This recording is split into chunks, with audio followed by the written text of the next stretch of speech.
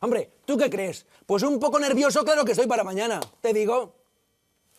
Pero a ver, ¿pero qué dices? ¿Pero cómo quieres que vaya a ver hoy La La Land? Además, no soporto los musicales. Es que no entiendo eso de que se pongan a cantar así porque sí. ¿No ves que no tiene sentido? Venga, ven, ya, hasta luego. Musicales a mí.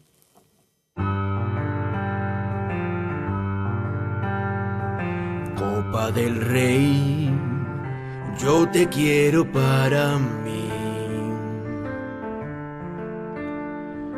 Y ahora aún más que la liga es del Madrid.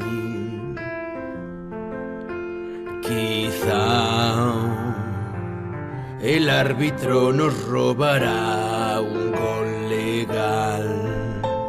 O ganaré jugando muy mal. ¡Vamos, Cholo!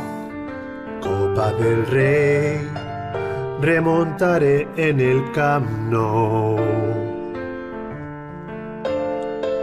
Prepárate, vamos a dar más hostias que el Madrid de Mou. Después protestaré en la banda cualquier decisión. ¡Ay, cabrón! Tú más Vas a palmar y asegurarme después contra el Alavés un título esta temporada, que tal y como va el Madrid no nos viene mal. Sí, la verdad que sí.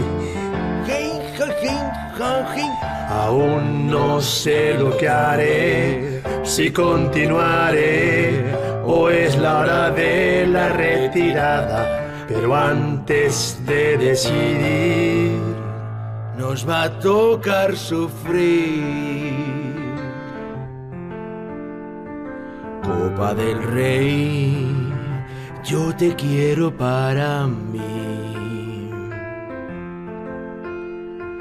Copa del Rey, Yo me piro de aquí.